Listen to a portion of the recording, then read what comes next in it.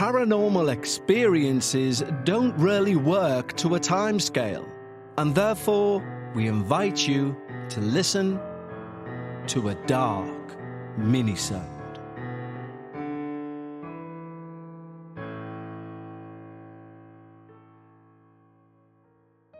Hello everyone, and welcome back to what will be our penultimate dark minisode. Because of course, this Friday is episode 9 of the Dark Paranormal Season 15, and next week we have our season finale.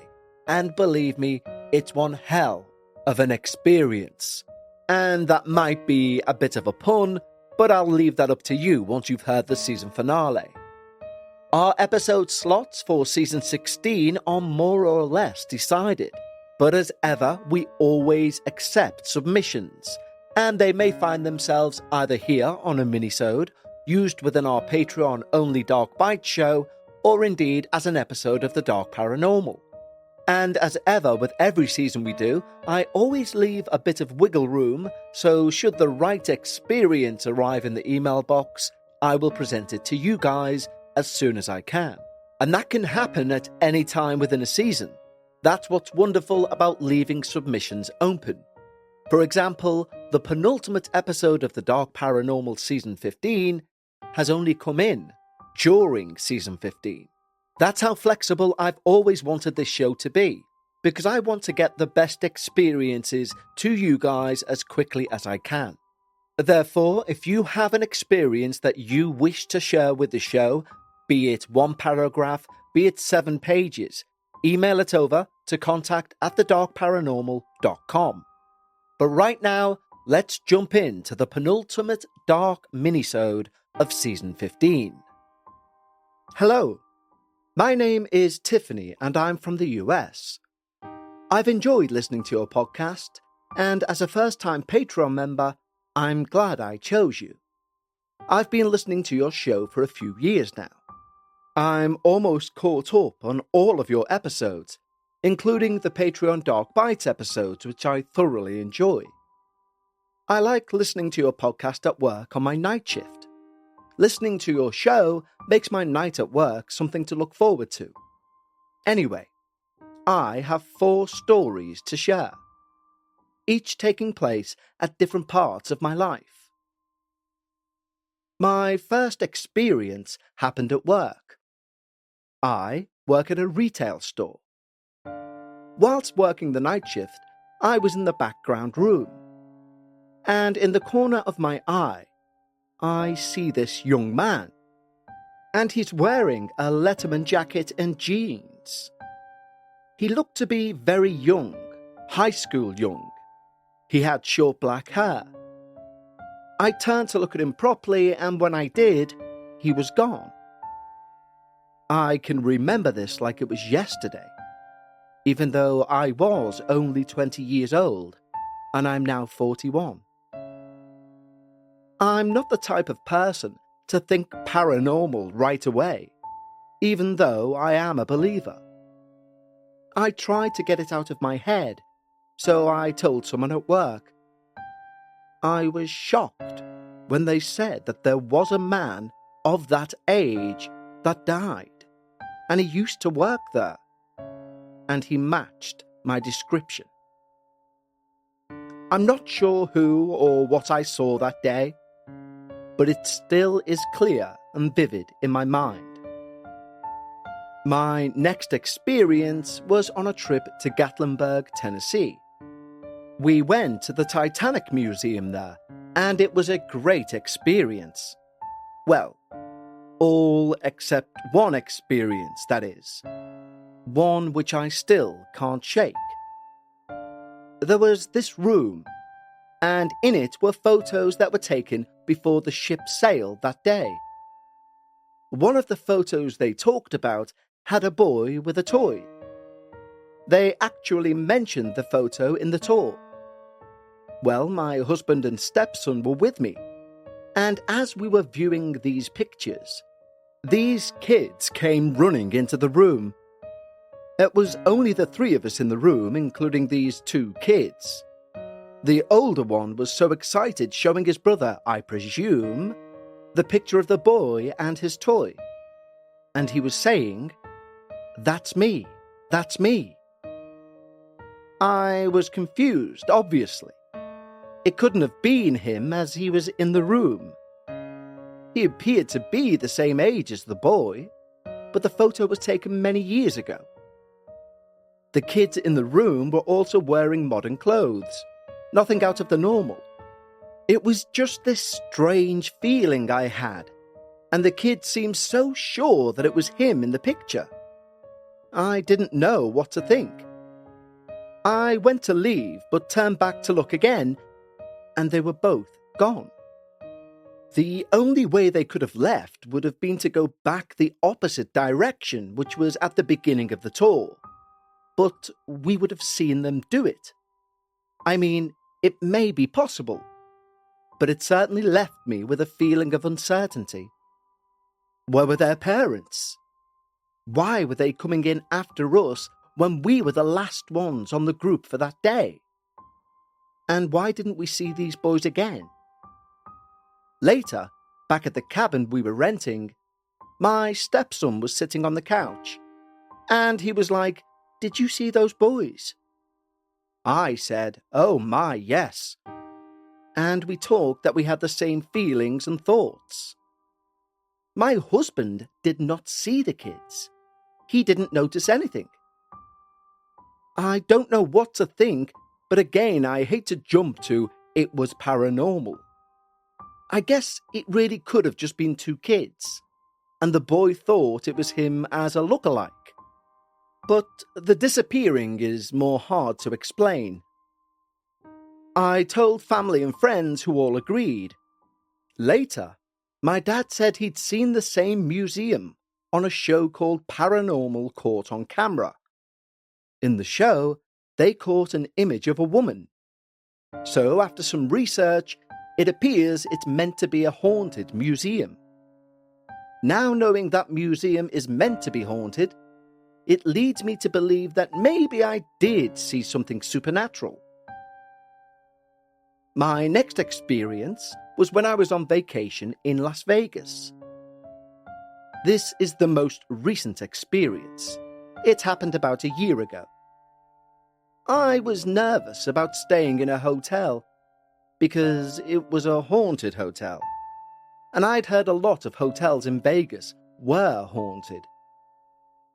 One of the hotels we stayed at was the Lexor, and I'd heard people could hear things in the hallways, and there was always a man who apparently died during construction of the building, as well as a few other paranormal things. But for me, the place didn't seem to be haunted.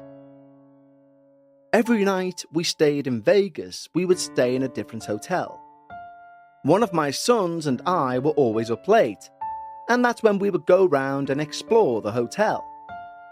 The way this one was set up, if you haven't been there that is, it's like a balcony that you can look over the main part of the hotel. That's on each floor, all the way round the triangle-shaped building. This was probably 2 or 3 o'clock in the morning, and we were just overlooking the balcony. All of a sudden, I heard a very heavy breath in my ear. Let's have a quick break to talk to you about Policy Genius. Now, we all like to put off life insurance talk because it reminds us of our mortality. But life insurance isn't about death, it's about life. It's about ensuring the lives of those you love remain secure and comfortable. And I'm sure many of you will think, well, I'm covered through work or I'm covered through my bank account. But believe me, you want to check those finer details because you may be surprised what you're actually covered for. And this is exactly where Policy Genius come into their own. Yes, we could talk about how Policy Genius is America's leading online insurance marketplace, or how their award-winning agents will walk you step by step through the entire process. But the best thing about Policy Genius for me is they don't have a dog in the fight.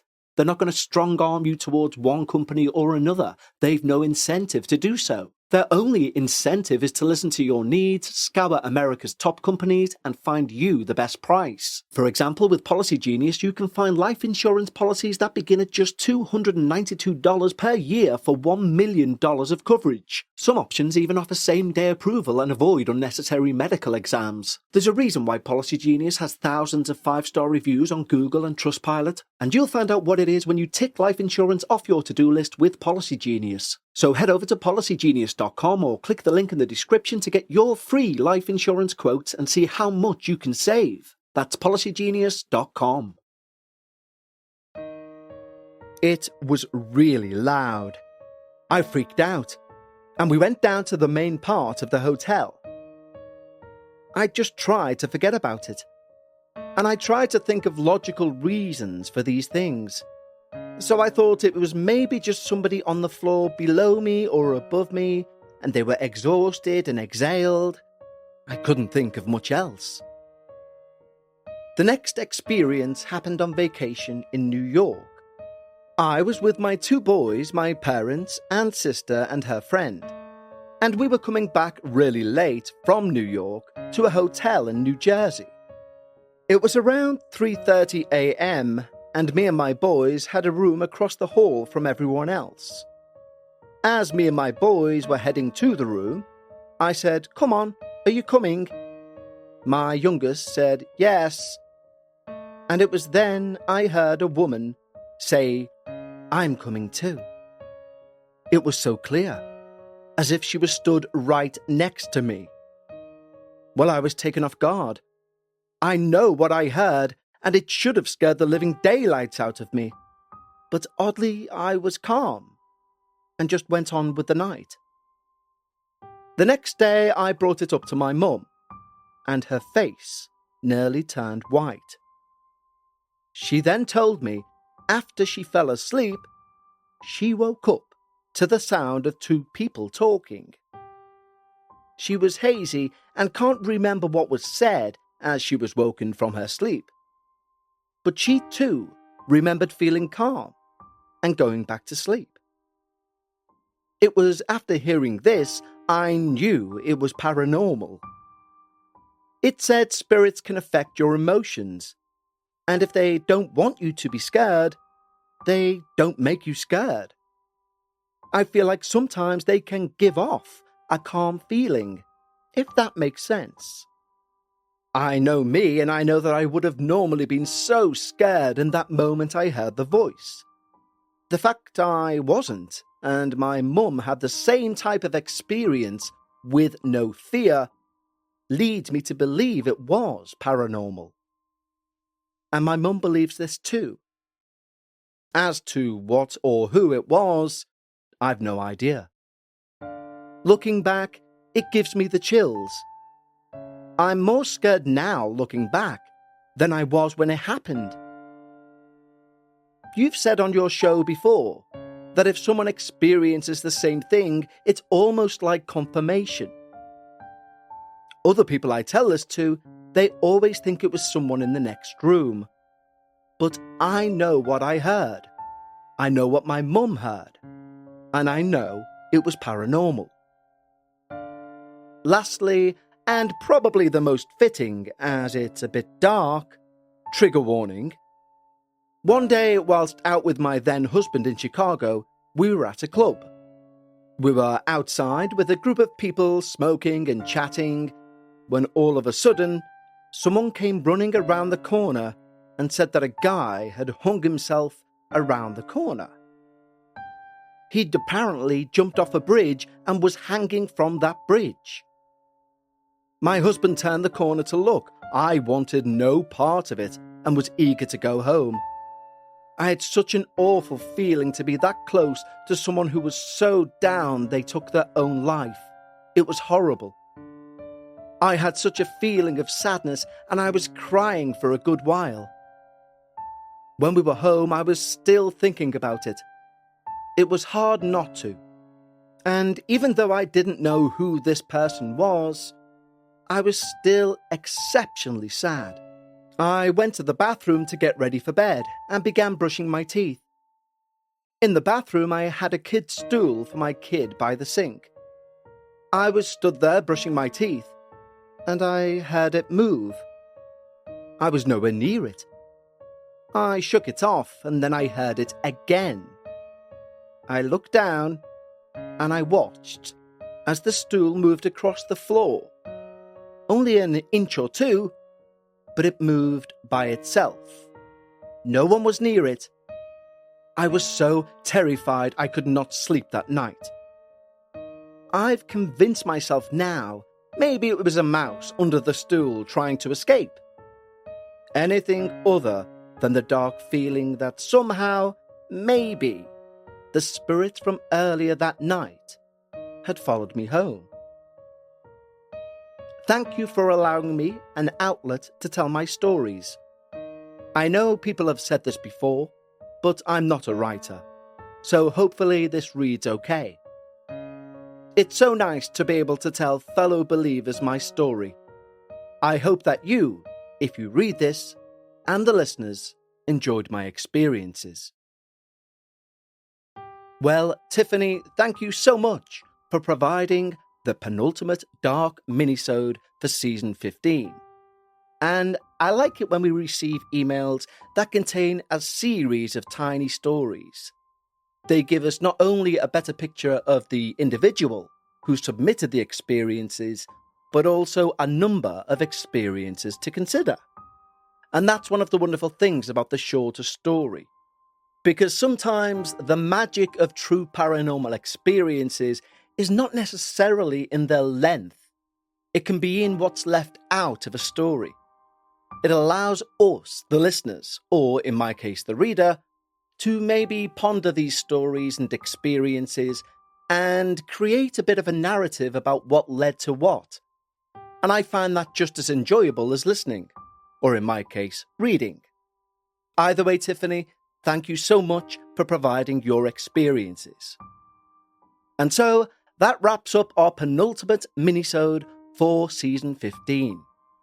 I'll speak to you all again on Friday for our penultimate dark paranormal of this series.